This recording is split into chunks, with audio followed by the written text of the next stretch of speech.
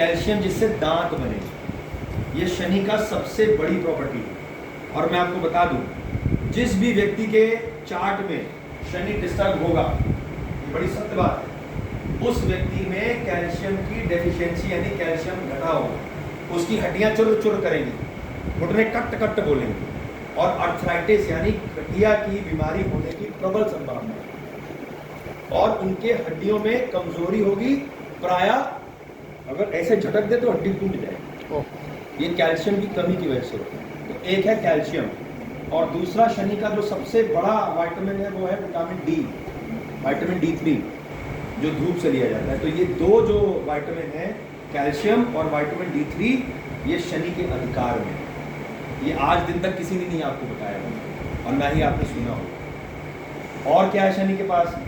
शनि के पास है गैस, जो पेट में गुर्र गुर्र घूमती है ना, जो लोग दाएं कोना ढूंढ ढूंढ के हवा निकाला करते हैं, ये गैस शनि से आती है। क्यों आती है?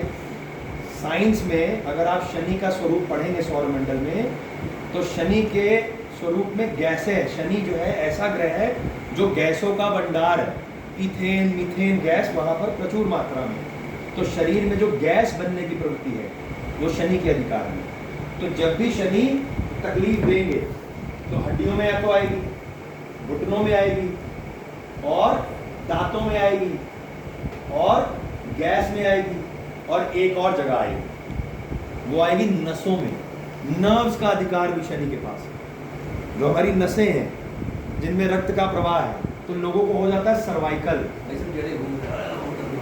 स्पॉन्डिलाइटिस यहाँ, और साटिका, साटिक नर्व होती है यहाँ पे नस, वो हिप के अंदर से बह रही, यहाँ से जा रही होती है, और अगर लिगामेंट गया या हिप में स्वेलिंग आई तो साटिक नर्व प्रेस होने लगती है। तो साटिका की इतनी तीव्र दर्द होती है कि पैर नहीं उठता। तो ये तीनों चीजें शनि के अधिकार हैं। आप सोचिए कितना इंपॉर्टेंट ये प्लान है। तो अगर इस प्रकार की समस्या किसी के साथ है तो आप ये प्रयोग निश्चित कर सकते हैं। करना क्या है?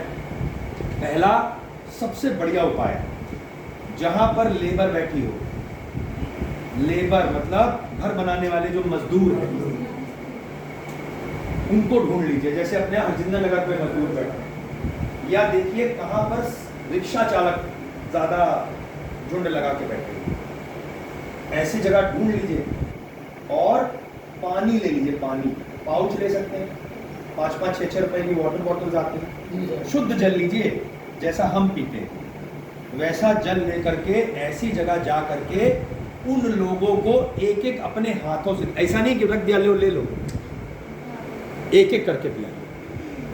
आप देखिए ये क्रिया अगर आपने महीने में एक बार, कम से कम, या महीने में 3 बार, शनिवार, आप देखेंगे भाई साहब आपकी काया कल्प हो जाएगी। मतलब आप सोच नहीं सकते कि कैसा बदलाव होगा। मन मानने पर मजबूर नहीं होगा कि यार ये चमत्कार हो क्यों रहा है, ये हो सकता है क्या, लेकिन ये होगा, और ये मैंने देखा है। इसका समय नहीं होता है। तीसरे पहर, संध्याकालीन तीसरे पहर, लगभग 4, 4:30, 5 इस समय के लिए। तो एक तो ये बहुत शानदार रेमेडी है। इसके पीछे लॉजिक है, किसी प्यासे को आपने पानी पिलाया, उसकी आत्मा तृप्त हुई। दूसरा, जल से बड़ा कोई दान नहीं, इस पूरी सृष्टि में जल से बड़ा कोई अमृत नहीं। जल को अमृत की संज्ञा दी गई, भाई जल के बिना तो जीवन ही खत्म है, जल ही जीवन है। तो ऐसे में, और किनको पिलाया? जो मेहनत मजदूरी कर रहे हैं, यानी वो शनि का स्वरूप है, उनको पिलाया, और अपने हाथ से पिलाया, तो हो गया। भाई साहब 10 करोड़ रुपए का दान एक तरफ, और ये 100, 150, 500 रुपए की रेमेडी एक तरफ, कोई सानी नहीं है उसका। जो आपको पुण्य इससे मिलेगा वो 20 करोड़ से नहीं मिलेगा। सर लेबर तो सुबह मिलती है वहाँ पे, तीसरे पहर में, तो जब मिलती है तब करिए। वही मतलब लेबर तो उस समय शाम को मिलेगी, शाम को रिक्शे वाले मिल गए। हाँ रिक्शा वाले भी रिक्शा वाले, वो तो रूपांतरण हो गया ना उनका। और सर ये मंदिर के आसपास जो लोग किया जा सकता है, उनकी भी सेवा की जा सकती है, बिल्कुल की जा सकती है। तो दीन दुखियों को, जो बेचारे मजबूत नहीं है, उनको इस प्रकार से किया जा सकता है। और अच्छा व्यक्ति थोड़ा संपन्न है तो वो साथ में बिस्किट लगा दे, तो एक पानी की बोतल और एक 5 रुपए का बिस्किट, लो भैया खा लो। वो कितना आपको आशीर्वाद देगा आप सोच नहीं सकते। आत्मा से आएगा ना, भूखा प्यासा आदमी बैठा होगा, और वो अपनी आत्मा बताएगा कि भैया यार तुम्हारा बात बन गया, जीत गए आप, वहीं से जीत गए, बन गया बात। तो एक तो ये, तो इससे आपकी बीमारियां भी दूर होंगी। इससे जो सबसे बड़ी चीज जो दूर होगी वो होगी दरिद्रता, दुख। दरिद्रता मतलब पैसे का अभाव, खुशहाली की कमी, संपन्नता में कमी और लड़ाई झगड़ा और दुखी मन, ये सब दूर हो जाएगा। अब दूसरा जो और बढ़िया, ये तो एक पार्ट हो गया। स्वास्थ्य में सुधार करने के लिए क्या करेंगे? हम करेंगे छायादान। छायादान कैसे किया जाता है? स्टील की कटोरी ले लीजिए, उसमें सरसों का तेल डालिए, आधी कटोरी, कितनी? आधी कटोरी, और उस आधी कटोरी में अपनी परछाई देखिए स्पष्ट। उस सरसों के तेल में आपने अपनी परछाई देखी, देखने के बाद 1 रुपए का सिक्का डाला, काले तिल डाले और एक कील छोटी सी लोहे की वो डाल दी, तो छायादान हो गया। ऐसे छाया देखते समय शनि महाराज का ध्यान किया कि मैंने जो ये दान किया है, क्योंकि छाया के पुत्र हैं और आप छाया ही देख रहे हैं। तो ऐसे में प्रार्थना किया जाए कि जो मैंने ये दान किया है, मेरे द्वारा किए गए इस दान को आप स्वीकार करिए, जाने अनजाने प्रारब्ध में जो गलती हुई उसको माफ करिए, और मेरे जीवन में जो शारीरिक, आर्थिक, मानसिक, पारिवारिक और सामाजिक इतने कष्ट हैं, ये सब दूर हो प्रभु। मैं आपके चरणों में वंदन करता हूँ, मैं करती हूँ, मेरे द्वारा किए गए इस दान को स्वीकार करूँ। ठीक, इतना करके आपने प्रणाम किया। ध्यान रहे, मुंह रहे पश्चिम दिशा में, किधर?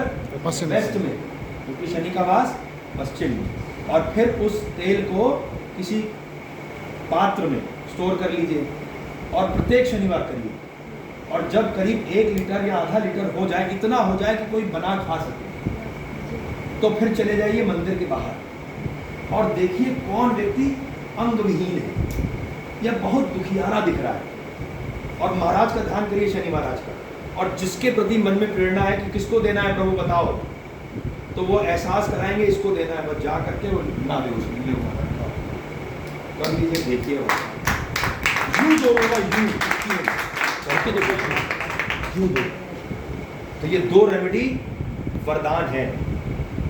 और आज का जो समय है वो शनि के प्रभाव का समय है। हम दुखी भी हैं, हम दरिद्रता में भी जूझ रहे हैं, हम पारिवारिक कष्ट में भी जूझ रहे हैं, हम सामाजिक कष्ट में भी जूझ रहे हैं।